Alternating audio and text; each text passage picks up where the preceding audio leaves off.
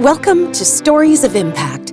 I'm your host, Tavia Gilbert, and along with journalist Richard Sergey, every first and third Tuesday of the month, we share conversations about the art and science of human flourishing. Over the last several weeks, we've done a deep dive into the topic of polarization, hearing from experts in business, psychology, leadership, history, and sociology about what polarization is, why it's grown to such a fever pitch in modern-day America and globally, and why it's so important for each of us to do our part to stop it. We now better understand that polarization divides families and communities, diminishes our ability to solve big problems, even threatens to destroy our precious democracy. And we can also recognize now that polarization undermines the virtues that allow humans to flourish.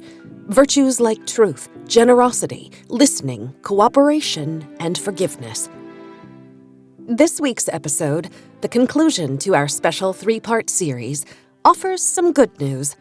As extreme as polarization has become in recent decades, and as serious and pervasive a problem as it is, we know that humans are relentlessly creative, curious, and resilient.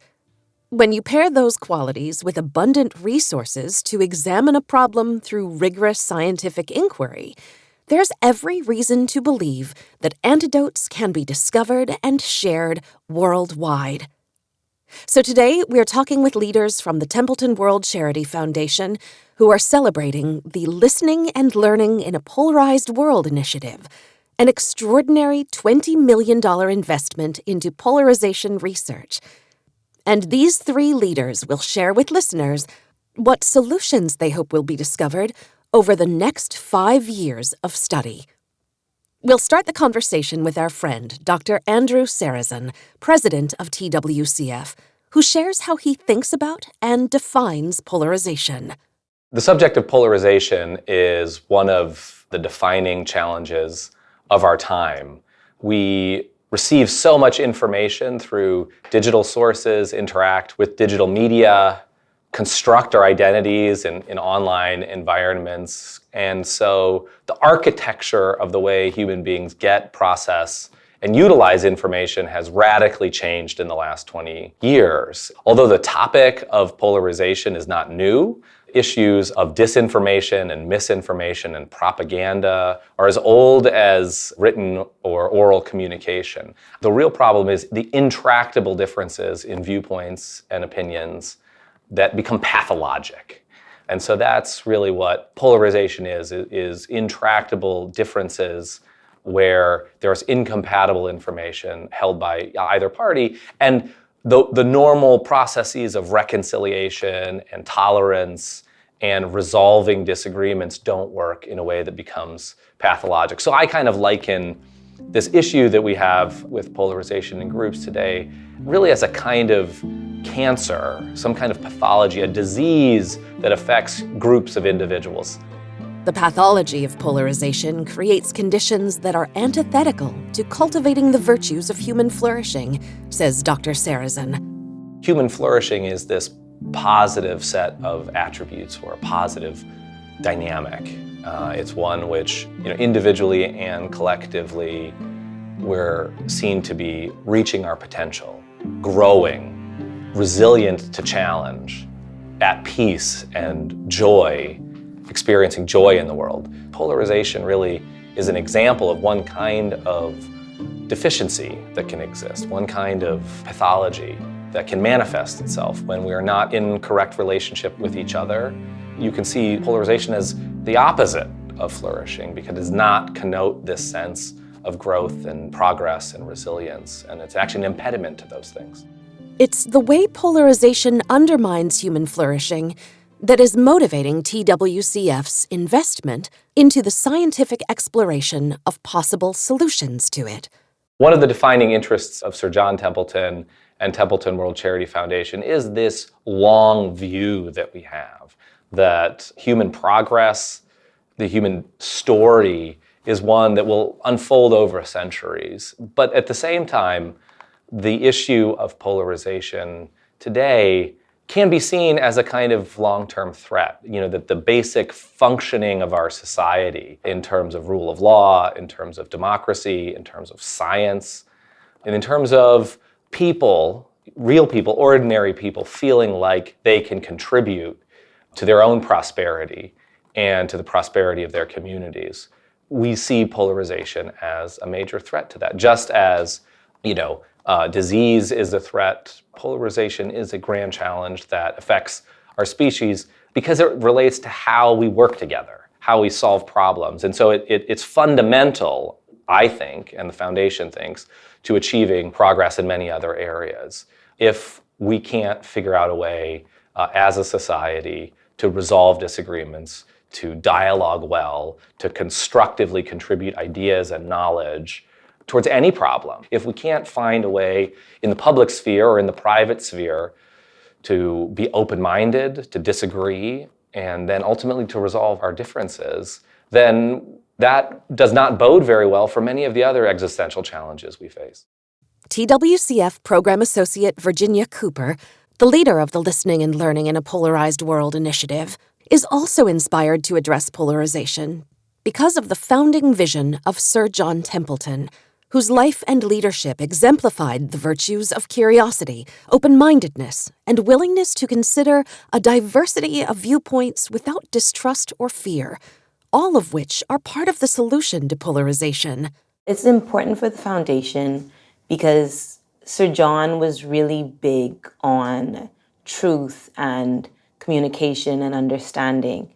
And polarization is a direct threat to those things. There are times when you can have disagreement, but it doesn't actually lead to mistrust or hate between in-groups and out-groups. And it's just healthy dialogue, healthy conversation, healthy disagreement, which Sir John was really happy about. Healthy debate is necessary for us to thrive. We won't progress if we're never challenged, if we're never wrong, if we're never provided with new information that we then have to process and decide, yes, I am wrong. This discourse has helped me to be better, helped me to flourish, and helped me get closer to the divine intelligence that Sir John writes about so much. That's necessary. So we need to be able to have some type of discourse that doesn't necessarily have to be conflict. It can be healthy. You can disagree and you can disagree well. Whereas polarization, on the other hand, it's more disruptive because it doesn't really help the situation at all. It's not healthy, and it actually can cause more tension and make it more difficult to talk or research or learn about whatever the subject matter is. Cooper and Dr. Serazin share a sense of urgency about the pervasive problem of polarization. This is something that's not going to go away. It's a very important issue, and it has the potential to become a crisis. And so if we can do something now to help impact and help people flourish in this new difficult space, it would be wonderful. I would say that polarization is an obstacle to prosperity around the world. In and of itself, it is not an existential threat, but in order to deal effectively with the existential threats we face, like nuclear war, like bioterror, like an environmental crisis, which seems to be getting worse, we must find ways to resolve our differences. We must find strategies to adapt to a new environment. And so in that sense, understanding polarization and how we heal polarization or groups that are polarized is an essential toolkit in dealing with the existential threats we have. Dr. Eric Marshall, Principal Advisor for Programs and Discovery Science at TWCF, agrees with his colleagues that the key to solving the enormous problems we face today is to first address the linchpin problem of polarization. Humanity faces many existential threats and many large obstacles to flourishing. We view polarization as a critical obstacle to humanity coming together to solve the existential problems like global climate change, like war and peace, like famine. These are the existential crises today. Polarization, if it separates us so that we cannot address these issues, then becomes part of what we call the critical path. it is in the way of us flourishing. It's in the way of us solving the existential problems that we face today. TWCF is ambitious in the size and scope of the Polarization Initiative, says Dr. Marshall. What we don't know is how polarization affects people in different cultures around the world. And that's one of the things that we really hope to support research to help us better understand so that we can combat polarization that becomes an obstacle around the globe, not just here in the US or in Europe, but everywhere. Dr. Serazin and Cooper agree with Dr. Marshall about the value of exploring potential solutions to polarization through a global perspective. Our experience as humans is extraordinarily diverse across the globe. Histories are diverse, cultures are diverse, religious practices, the kinds of environments that human beings have thrived in really know no bounds. And so I think one of the amazing examples and one of the amazing things we can do as a foundation is to expand outward from a particular perspective in rich countries or in developed countries and learn about how other societies grapple with this issue. So taking it as a given that the information architecture, the kinds of ways in which people get information has changed rapidly, but the responses to those changes are diverse across the world. And so we look forward to finding those examples of societies who are managing this transition effectively and what we can learn about that to create solutions which are more universal.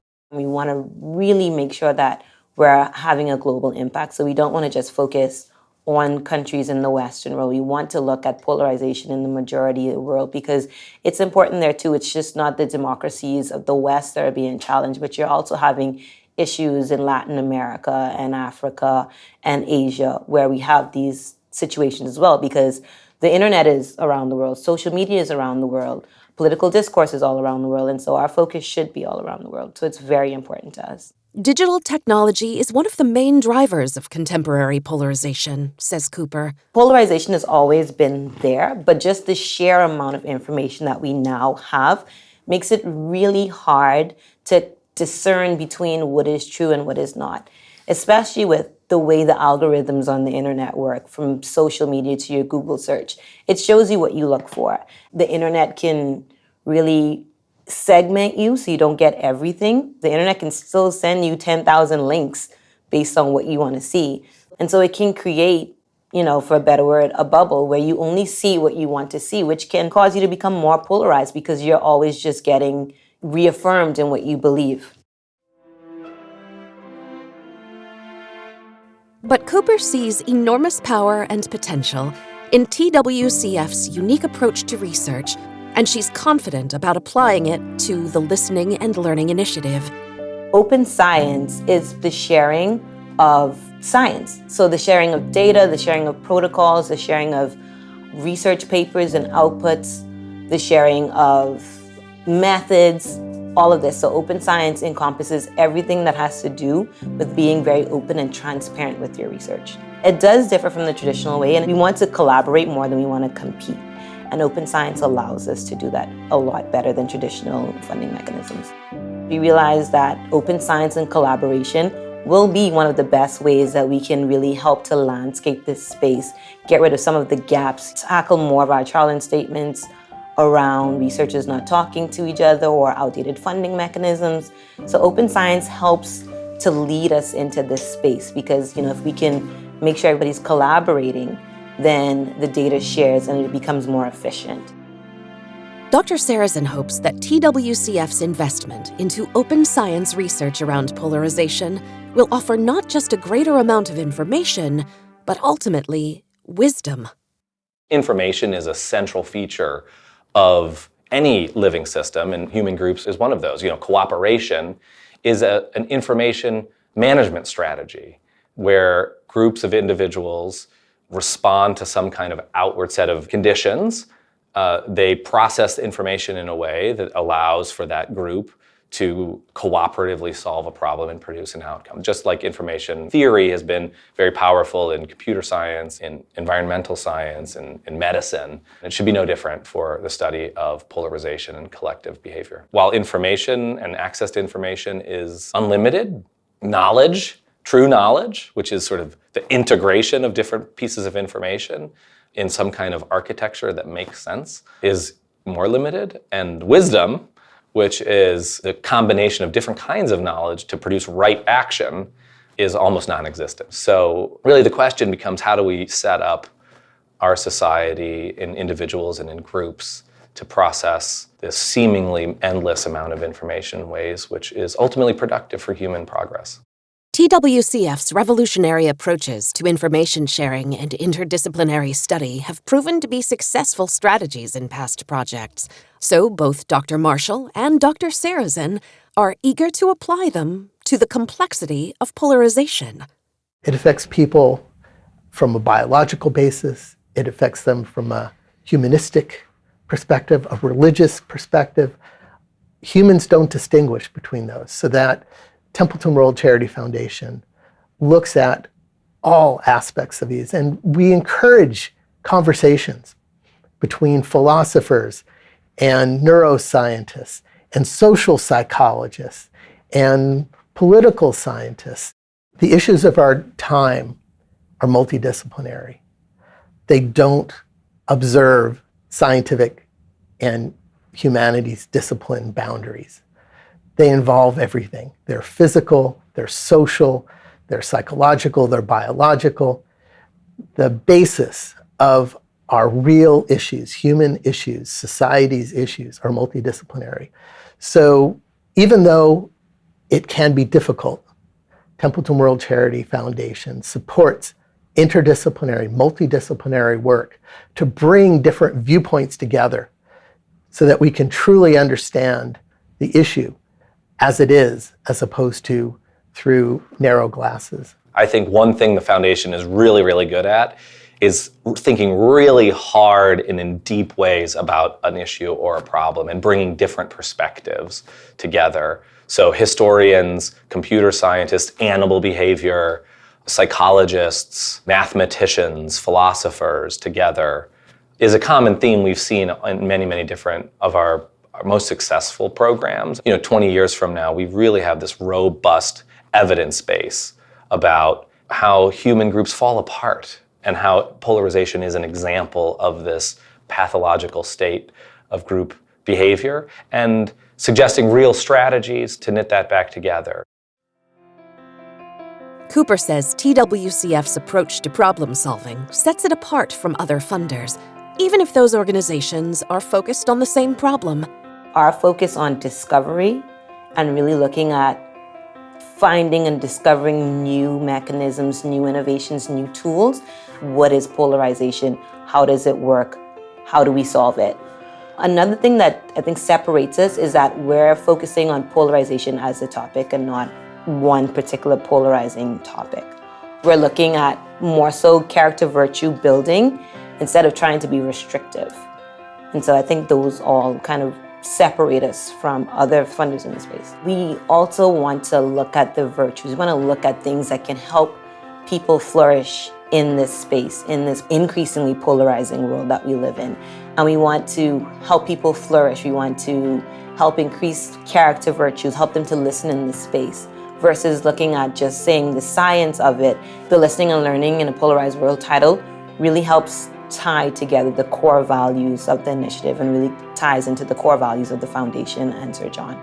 Dr. Serazin agrees with the importance of focusing on virtues, especially that of listening to solve the polarization crisis. So one of the areas, of course, that was near and dear to the hearts of Sir John Templeton, as well as myself, is the topic of listening. Listening is the human behavioral element of not only sensing the presence of somebody, the humanity of somebody, and then also changing your perspective based on what is said. So it has an element of solidarity about being present and attentive to another person, which is as important as any kind of information flow or content downloading that exists. So something like listening as a key right and obligation in our society, and emphasizing that based on good knowledge of collective behavior is an essential thing for us.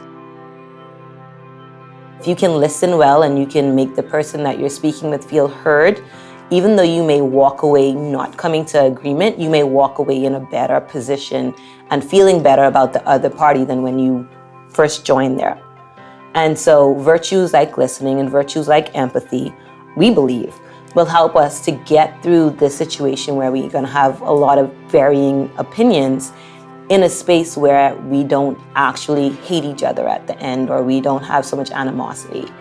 Another aspect of it is that these character virtues can help us be more diligent. So diligence is a character virtue in where we can look out for misinformation or disinformation.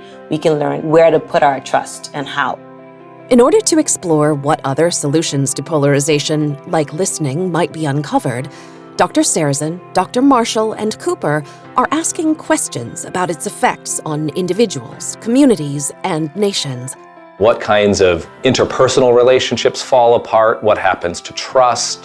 What happens to this, self-censorship? What are markers of polarization? And are there different kinds of markers in different kinds of groups? Whether that's cultural factors or geographic factors that create that typology or a broad suite of different kinds of polarization. So you can imagine a kind of landscape or map or broad understanding of different kinds of polarization that exist when you have this range of factors that are at play with a polarized group. You deploy this resource. And so it's sort of taking this kind of like precision medicine approach where you have a diagnosis and you have a precise solution that has been developed for that specific situation. When we talk about the mechanisms of polarization, we're looking at the underlying mechanisms. What's there at the level of the individual, their psychology, how they're thinking about things, how they're behaving, how they're feeling. Also looking at social systems. How do they interact? How do they affect one another? And even at the biological level, how does our innate biology, our neurobiology, affect our disposition to polarization? Some of the biggest questions here are, what drives groups of people to divide into tribes and to begin to hate one another and not collaborate? And what drives people to listen to each other, to learn together, not only in spite of the differences, but also fueled by those differences? What does the world look like where the divisions between us actually help us thrive and flourish as opposed to break us apart? From the macro level, we're looking at biases and we're looking at how neurons fire, and we're looking at heuristics and what makes us susceptible to polarizing information. Then on a large scale, how do democracies handle information? What are threats to the democracies and how is it in terms of misinformation, disinformation? So information is a common thread across all of these spaces. What will success for TWCF look like in the Listening and Learning in a Polarized World initiative? Dr. Marshall says, success in this project, first on a 5-year basis, is that the research base has now incorporated an understanding of the basic mechanisms of polarization in a global context, that we know how to measure it and predict what's happening where and the trajectory it's taking, and that it has affected our ability to create innovations, interventions to solve polarization problems. That's the 5-year outlook.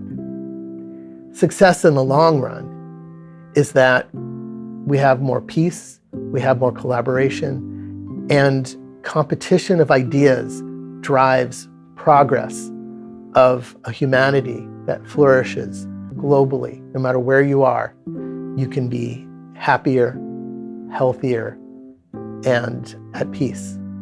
For me, success will be about twofold. So the first fold would be that we would have a more collaborative space. So people would be talking to each other. Some of those knowledge gaps would have been filled, and we have good science that's continuing. The second one is that we would have found some type of innovation or some type of discovery that will help humans to flourish in a world of increasing polarization. We're hoping that we would be able to find tools and find solutions. Let's say an app that helps you scan and screen what you're receiving in terms of is it misinformation or not? It could be a webinar or a workshop to help you to listen better or to help you identify when you're being given false information, or how to have conversations with people on a polarizing topic that are on the opposite side of the view. It could be, finding and discovering interventions that can help bring people closer to the middle. And so these are the types of tools and interventions that we're hoping that we can discover and that could have major impact. We also want to connect that using robust research practices and translate that into innovations, tools and solutions that can produce positive outcomes. And so in other words, moving from sort of this state of dysfunction, that is polarization, towards a state of flourishing using practical tools and solutions. I find great comfort in Dr. Serazin's hopeful vision that with a commitment to research and discovery of tools that can dispel polarization, we can and will indeed move through and out of it. The animosity and antagonism inherent to polarization are painful for everyone and destructive to everything we hold dear. Imagine if we had the practical tools and solutions to polarization, what we could find on the other side. Collaboration, respect, appreciation, warmth, creativity, innovation, discovery, even peace. I'm grateful that TWCF is making an investment to help develop innovative answers, and I look forward to returning to the Listening and Learning in a Polarized World initiative over the next months and years, so we can hear about what is being discovered that will bring to fruition a better way of life. This has been the Stories of Impact podcast with Richard Sergey and Tavia Gilbert. Written and produced by Talkbox Productions and Tavia Gilbert, with senior producer Katie Flood. Music by Alexander Filipiak. Mix and master by Kayla Elrod. Executive producer Michelle Cobb. The Stories of Impact podcast is generously supported by Templeton World Charity Foundation.